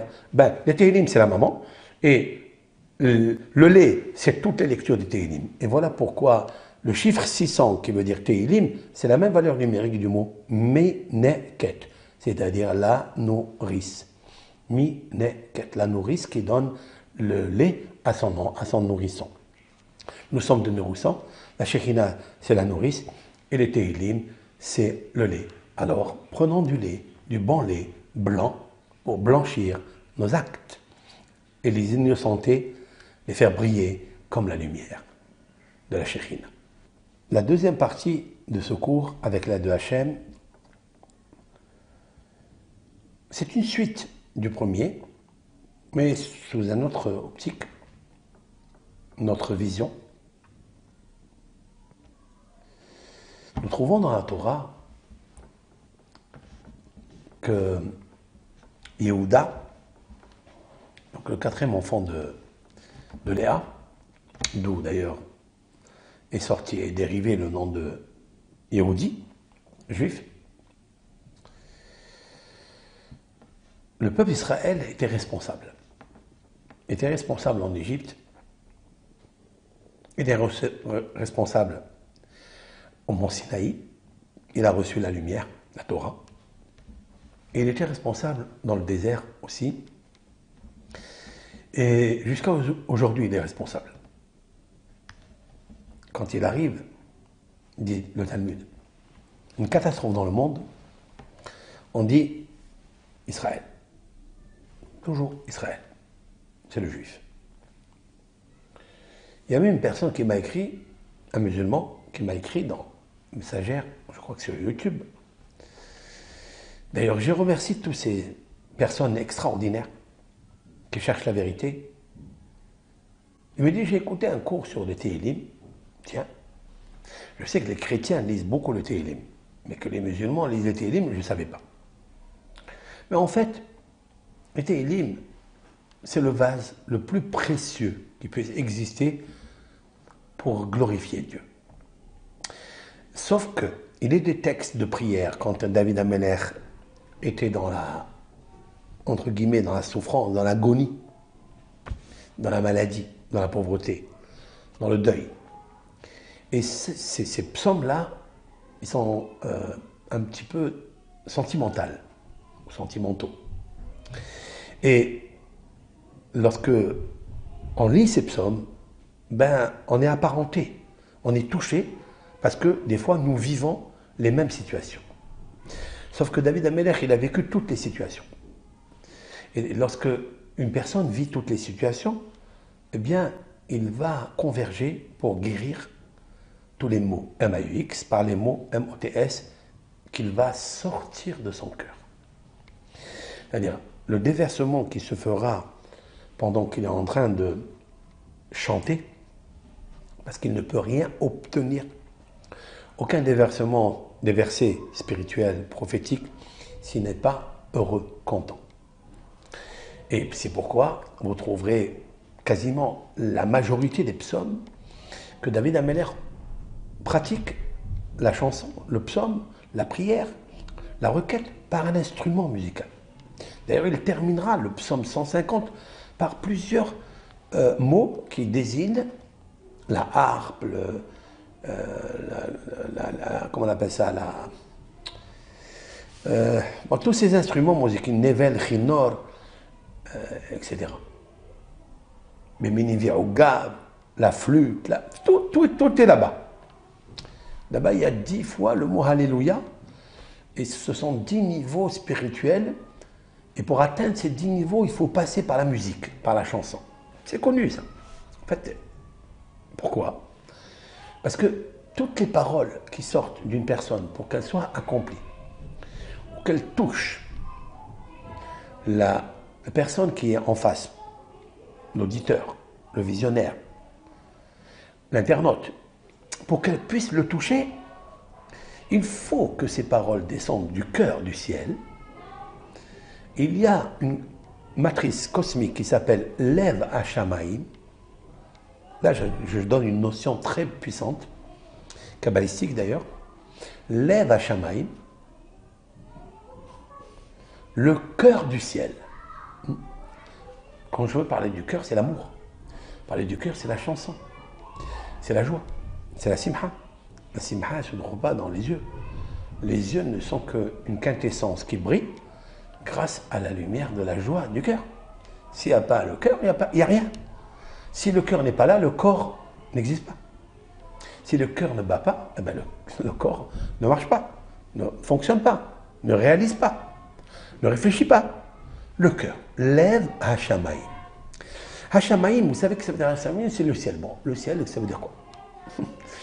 On a le ciel, il s'appelle aussi Rakia. Rakia, c'est le firmament. Point. Qu'est-ce qu'il y a au-dessus du firmament? Vous savez ce qu'il y a au-dessus? Moi, je ne sais pas ce qu'il y a au-dessus. Quand je parle du firmament, je parle de planètes. Au-dessus des planètes, au-dessus, qu'est-ce qu'il y a? De l'air et du courant d'air. Il y a de l'énergie, il y a de la respiration, il y a de l'air. Il y a tout ce que tu ne peux pas imaginer. Mais quoi? On dit que le trône divin se trouve dans les cieux. Mais ça veut dire quoi? J'explique. En fait, il y a un cœur. C'est l'amour de l'éternel. Mais cet amour se traduit par le cœur. Ce cœur que nous pouvons nous sentir, ressentir, émotif, émotionnel, qui a des sentiments d'angoisse et des sentiments de joie, etc. C'est le cœur. Mais en fait, comment on peut le réparer? Hashamaim. Lorsque le cœur il est connecté avec Hashamaim. Vous savez que Hashamaim, c'est le ciel. On dit que là-bas, il y a de l'eau et il y a du feu. Alors, si quelqu'un il monte là-haut, dans le ciel, c'est-à-dire au-dessus des planètes, hein, au-dessus des étoiles, au-dessus des signes zodiacaux, s'il monte très très très très haut, il va voir quoi là-bas? Il n'y a ni feu, ni eau. Qu'est-ce que ça veut dire? La réponse est la suivante. En fait, Hashamaim, c'est un terme qui désigne spirituellement la Neshama, l'âme. En même temps, quand je dis l'âme, en fait, je dis c'est spirituel, c'est ciel, ciel. Neshama, c'est Neshima, respiration. Neshama, c'est l'âme intelligente. Voilà. Hashamaim, c'est la même valeur numérique que Neshama. C'est très bizarre, non? C'est très... moi, ça me fascine, ça. Que le mot Neshama, que tout le monde connaît aujourd'hui, Neshama, hein? Ben c'est Hashamaim. Ah. Donc là-bas, il y a du feu et il y a de l'eau. C'est vrai. La pompe du cœur, elle chauffe. Il y a du feu à l'intérieur. Il y a aussi de l'eau. Ça veut dire quoi? Qu'est-ce que ça veut dire qu'il y a de l'eau? En fait, vous savez très bien que l'appétit, de tous les appétits, elle vient grâce ou à cause de l'élément fondamental eau qui se trouve dans le corps humain. Mais qu'est-ce qui l'extrait pour l'envoyer? C'est le sentiment. L'eau est muette, mais il faut la chauffer. C'est comme l'amour est muette. Il faut dire je t'aime. Si tu dis pas je t'aime, elle est muette. Si tu dis pas, tu n'apportes pas un bouquet de fleurs, tu n'apportes pas un cadeau par tes gestes, par ta main, ben elle est muette. L'eau est effervescente lorsque tu la remues, lorsque tu la chauffes. Ben dans le cœur, il y a du Hesh et il y a de l'eau. Il y a cet amour. Parce que l'eau, par exemple, ceux qui ont la boulimie, qui mangent beaucoup, c'est une tendance eau. C'est-à-dire, c'est comme l'eau qui coule, qui se mouvoie. Ils ont beaucoup d'eau à l'intérieur d'eux. Ils ont de l'eau matérielle et ils ont de l'eau spirituelle. Cet appétit, elle s'appelle Ta'ava, elle s'appelle Maïm. Comme ça expliquait un des grands maîtres kabbalistiques qui s'appelle Rabbi Haïm Vital. Non, c'est très bien, ça va très bien avec l'eau vitelle. Rabbi Haïm Vital, qui est l'eau vivante, vitale. Et il a vitalisé par un livre qui s'appelle Sha'ar HaKdusha, le portique de la sainteté, en passant par les 4 éléments de base et en expliquant que celui qui a le maïm, c'est-à-dire plus d'eau à l'intérieur de lui, eh bien il a plus de ta'ava, il a plus de appétit, luxure, débauche, sexualité, nourriture. Voilà. Ça veut dire quoi? Ça veut dire que le cœur, il a à l'intérieur de lui Esh et Maïm. Il a l'eau, mais l'eau, si tu n'es pas émerveillé, si tu n'es pas excité, dans le terme, si tu n'es pas excité quand tu vois une belle femme ou quand tu vois une belle tranche de jambon, ouais, tu le vois, si tu n'es pas excité, elle est muette, tu n'en veux pas. Donc il y a une force chaleureuse qui enflamme, qui fait bouillir, d'accord, l'eau. Et donc c'est là, donc le cœur, il fait les deux. Le cœur, il est en même temps Esh et en même temps Shamaim. Parce que le mot Shamaim, c'est Esh Maim. C'est-à-dire feu, eau. Et la Neshama, en fait, elle a les deux. Je vais vous donner un autre exemple. Lorsqu'une personne tressaillit de joie, ça veut dire elle pleure de joie. Ou lorsqu'une personne, elle pleure d'angoisse et de stress et de punition. Elle est malade, elle se sent seule, isolée, elle est en désolation, elle est en crise de dépression. Et elle pleure. Qui a fabriqué ces larmes? C'est qui? C'est ici, dans la tête, il y a des larmes, il y a de l'eau. Ou bien c'est dans le cœur? Ou bien la réponse est, d'après notre judaïsme, c'est le cœur. Où c'est marqué ça? Il faut toujours apporter une preuve, une traçabilité. Où c'est marqué? C'est marqué dans les larmes de Jérémie. les lamentations de Jérémie. Jérémie, il pleure pour le deuxième temple. Et il dit quelque chose. Shifri kamaim liber nochah pene Hashem.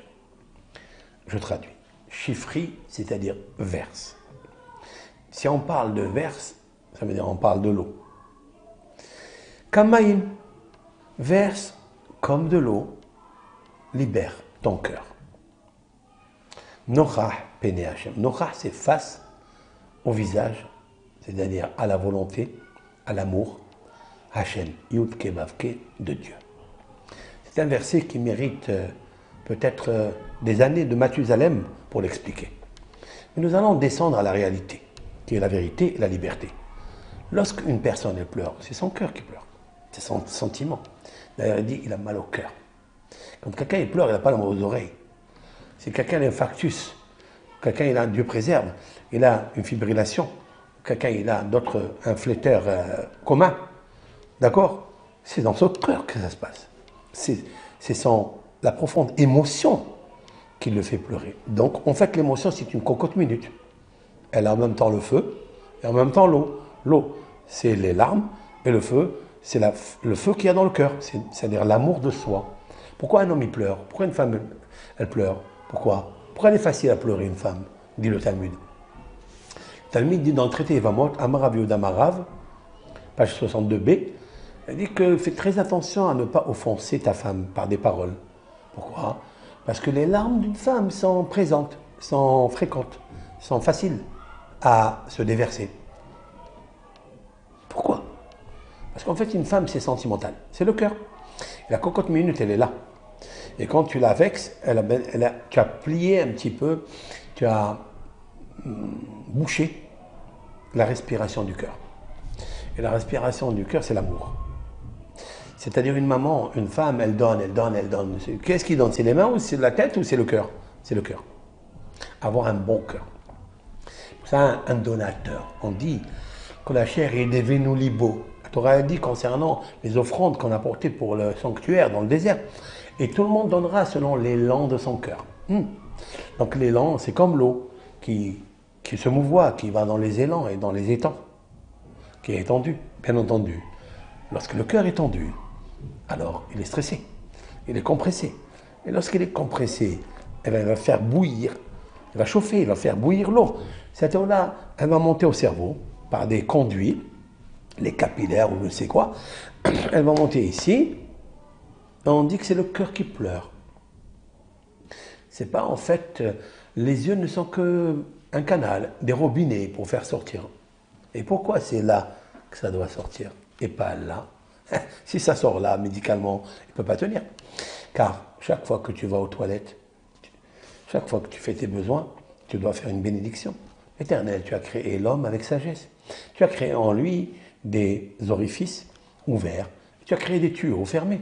Tu as créé le cœur qui est fermé. Car si le cœur s'ouvre, tu ne peux pas résister une minute. Merci l'Éternel qui est le plus grand professeur de la médecine du corps. Ça, c'est une bénédiction que tu dois faire. Pourquoi quand tu vas aux toilettes, tu es constipé, tu vas aux toilettes. C'est en fait une opération que tu as fait. Cette opération, elle est normale.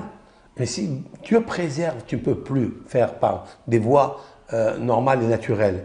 On est obligé de te placer un tuyau dans tes reins ou je ne sais où, et pour faire sortir les saletés, et les urines.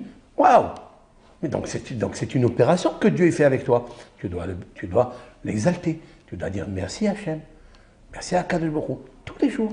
Tous les jours. C'est une des bénédictions qui est explicitée par les rabbins ultérieurs décisionnaires à l'Afrique, c'est-à-dire, quand je parle ultérieur, le Moyen-Âge aussi, mais c'est un Talmud, écrit dans Brachot, dans le premier traité talmudique, il parle de l'anatomie, il parle de l'homme, il parle des arbres, etc. Il parle de la nature, quoi. Homme et nature, création. Toute création, des animaux, du blé, pour donner la dîme, pour donner le maaser, le trouma, etc. Toutes ces lois-là qui concernent la terre. Et qui concernent aussi l'homme. L'homme, il doit donner un remerciement à Hachem, parce que Dieu travaille en lui. Dieu, c'est l'ingénieur, professeur, médical, qui s'occupe de toi, à l'intérieur. S'il y a un membre qui s'ouvre, s'il y a Regardez le bébé, quand il se trouve dans la matrice de sa mère, il se nourrit. Mais comment il se nourrit? Par comment on appelle ça, le nombril, ce tuyau-là, comment on appelle ça? Wow, ombilical, là.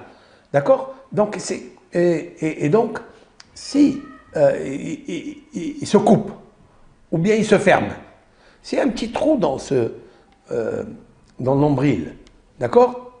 Eh bien, l'enfant, il meurt, puisqu'il y a des fuites. Et s'il y a des fuites, lui, il ne reçoit pas.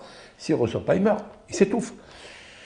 Donc, quand j'étais bébé, j'étais à l'intérieur de la matrice, comment je m'étais nourri pendant 271 jours? Valeur numérique grossesse, et rayonne. Et rayonne, c'est grossesse. Et la valeur numérique 271 jours, 9 mois. Comment j'étais nourri là-bas? Il faut dire merci à un grand professeur, gentil, amoureux de sa créature. Donc je le remercie à Akadosh Baruch Hu. Donc c'est ça. En fait, maintenant, le cœur est très important. Mais le cœur, il commence à bouillonner quand j'ai un problème. Et quand j'ai un problème de sentiment, j'ai un problème de la peine, et de la souffrance, la tristesse, quand il y a beaucoup de femmes qui ont perdu leur mari, ou des hommes qui ont perdu des orphelins, comment on appelle ça, des veuves, des veufs, etc. Ça fait beaucoup de peine. Donc, en fait, qu'est-ce qui pleure dans tout ça? C'est Nochah Pene Hashem.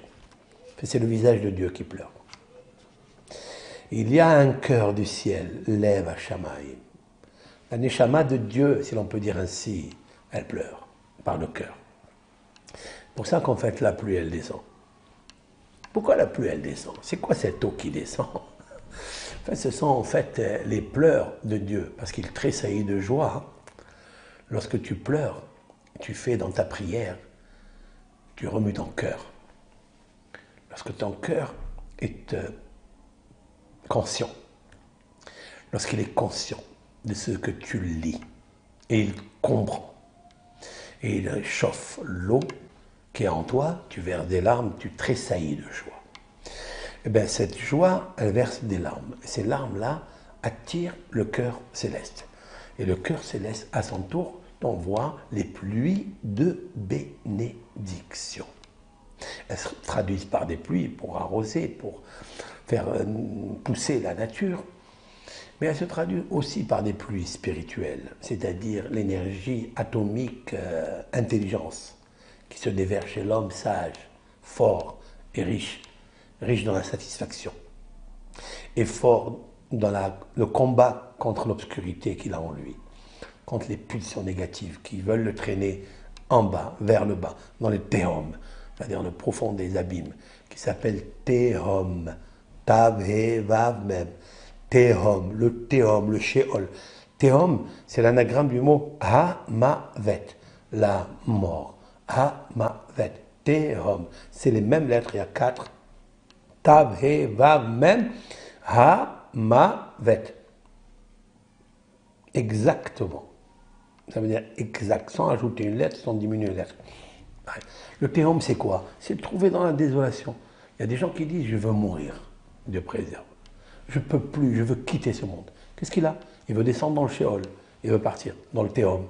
Ça veut dire Tehom. Ça veut dire qu'il veut mourir. Hamavet. Et pourquoi il veut mourir? Parce que son cœur, il est compressé. Parce que le lait du cœur, la bina du cœur, elle est détruite. Alors que la bina, c'est-à-dire la force intelligente, discernement qu'il y a dans le corps, dans le cœur, lorsque je discerne qu'il existe Dieu. Lorsque je comprends dans ce discernement que chaque création, elle est intelligente, elle est sage, il y a des lumières, elle recèle des lumières. Chaque créature que tu vois, d'accord, tu vois qu'il y a des lumières à l'intérieur, tu es émerveillé, tu réchauffes le cœur, au point des fois de tressaillir de joie, de pleurer de joie. Qu'est-ce qui se passe? Qu'est-ce qui te fait? Il y a des gens qui ont le cœur dur, ils ne pleurent pas. Même qu'il leur arrive des tonnes de misère, ils ne pleurent pas. Qu'est-ce qu'il y a? Parce qu'il n'y a pas la miséricorde. S'il y avait la misère, elle reste seule. Il n'y a pas les cordes pour s'accrocher à Dieu et concorder avec l'accordéon de la foi et de l'intelligence. Et donc, paf, comme ça, il se compacte, il se compresse. De là vient les stress, viennent toutes les maladies. Si le cœur il est compressé, alors il est pressé de partir de ce monde. Ça, il faut le savoir. Qu'est-ce qu'il faut faire? Alors, il faut lever toujours les yeux au ciel. Quand tu lèves tes yeux au ciel, regarde deux mots. Lève Hashamaïm. Suivez-moi. Lève Hashamaïm, le cœur du ciel, l'amour du ciel. C'est-à-dire le cœur de l'âme. Et l'âme, en fait, elle te déverse en toi, parce qu'elle est donatrice, elle te déverse de l'amour dans ton cœur que tu vas ouvrir. Tu vas ouvrir avec le bitachon d'Hachem. Lorsque je fais la confiance, j'ai la confiance en Hachem. J'ai la confiance qu'il existe un. Il est unique. Dieu est modeste, est humble. Même que tu fais des choses exécrables, insupportables, il est patient, il est modeste. On appelle ça Melech Halouv. C'est un roi humilié. C'est un roi humilié. Et normalement, les anges qui entourent Dieu, ce sont ses ambassadeurs. Ils peuvent descendre et fracasser le monde.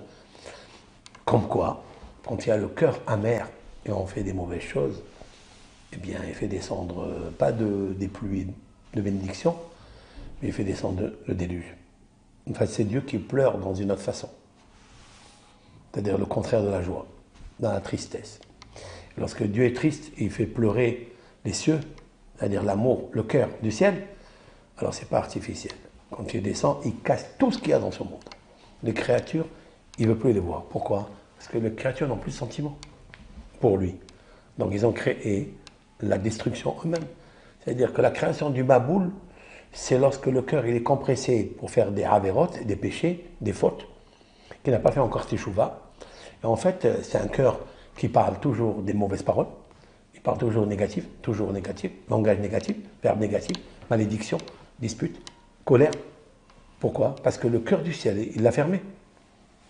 Alors quand le cœur du ciel, il l'a fermé, il y a des eaux du déluge.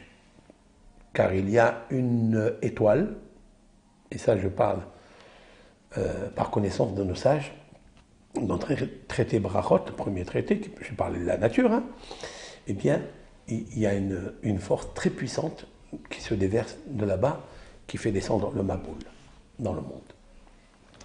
Et tout ça pourquoi? Parce que on détruit la semence, comme l'a fait dans le Maboul, elle est détruite, et quand elle est détruite, la semence en fait c'est l'intelligence. L'intelligence, quand elle n'est plus là, donc il y a une séparation entre le divin et l'homme, la créature du divin, et alors le monde divague. Et quand il divague le monde, alors il y a tout un mécanisme qui se met en place, qui n'est pas apparent, mais qu'on l'a créé et on l'a fait descendre. On l'a fait descendre ici-bas. Ce sont des pleurs de tristesse que nous avons créées par la tristesse du cœur et qui a aidé le fauteur, le pécheur, l'impie à faire ce qu'il avait à faire en détruisant l'intelligence de Dieu qui se trouve dans chaque particule, molécule, atome, énergie dans ce monde, dans l'espace, dans le temps et dans l'année, c'est-à-dire dans l'intelligence année. Parce que chaque année a ce qu'on appelle Shana. Shana, c'est année. Mais Shana, ce sont 3 lettres de Neshama. Shana, ce sont 3 lettres de Neshama.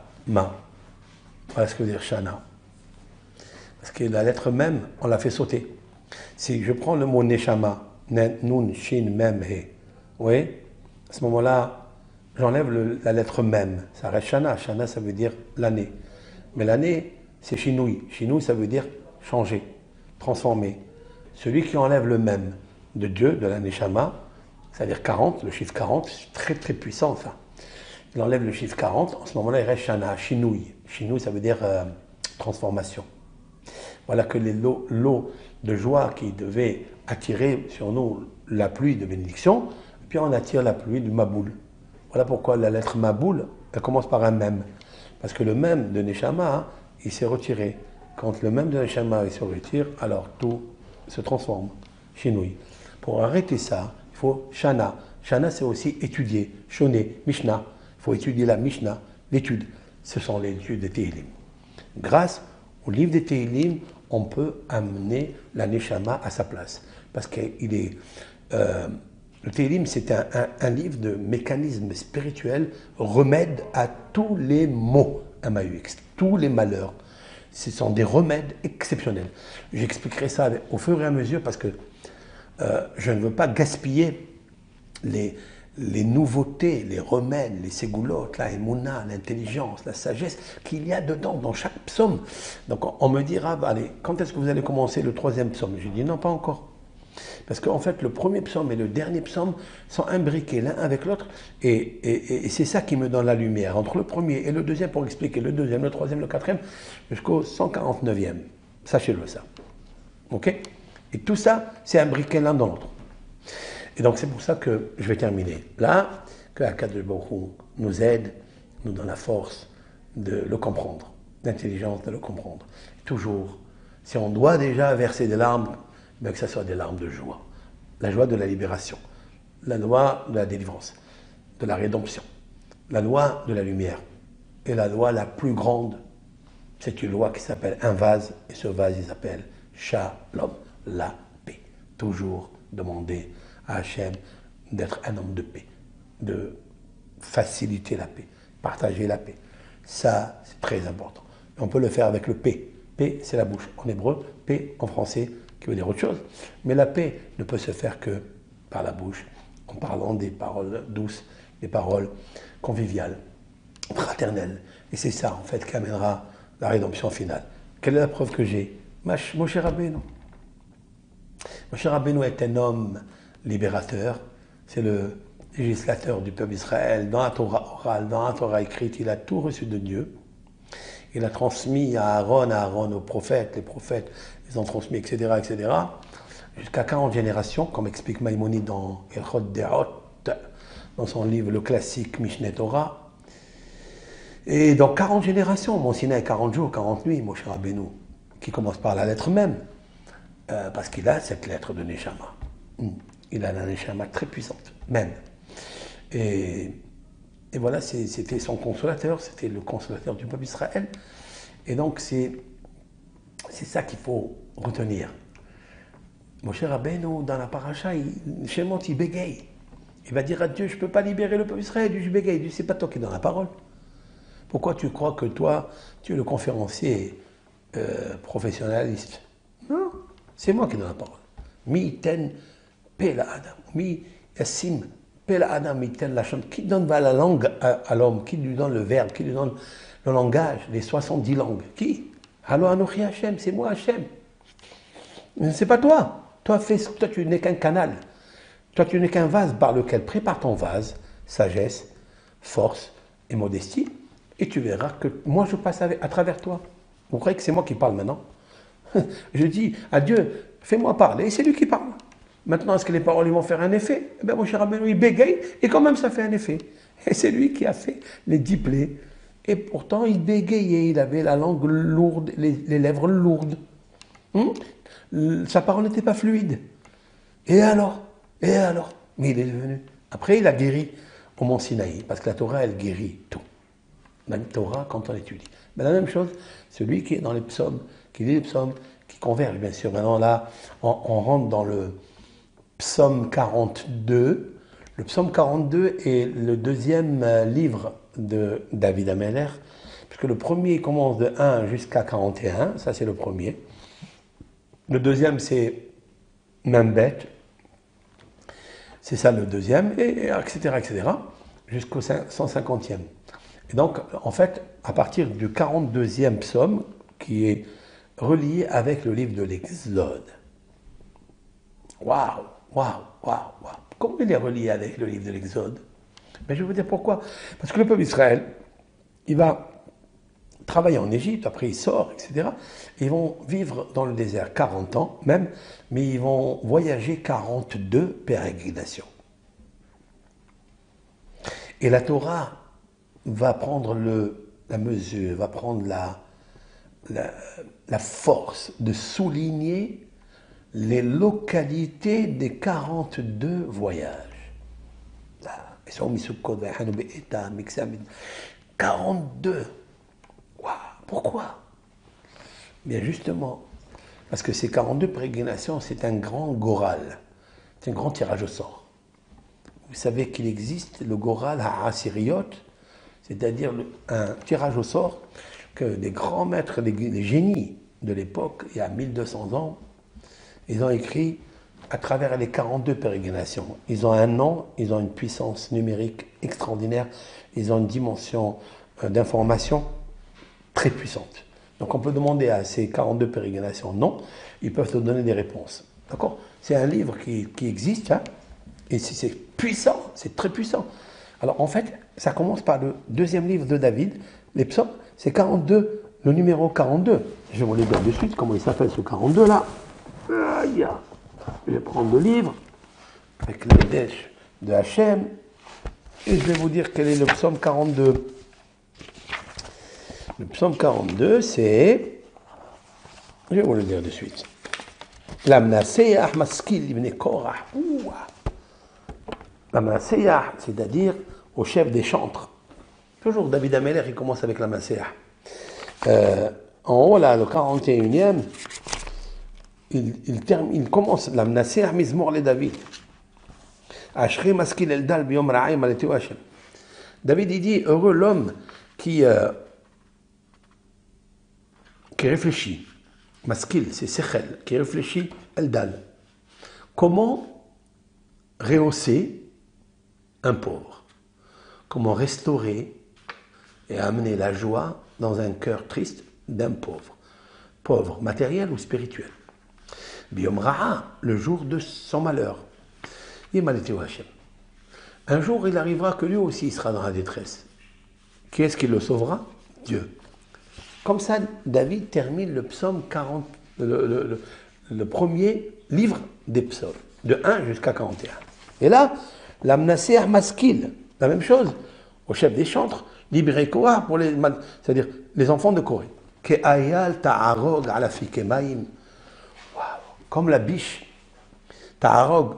Ta'arog, ça veut dire elle s'exalte. Ala fikemaim, sur les courants d'eau. Ken nafshi ta'arog elecha Elohim. Ainsi mon âme, il traduit ici, aspire. Voilà. Mon âme aspire à toi, l'Éternel, comme une biche aspire à l'eau de l'Éternel. Ah, c'est très puissant.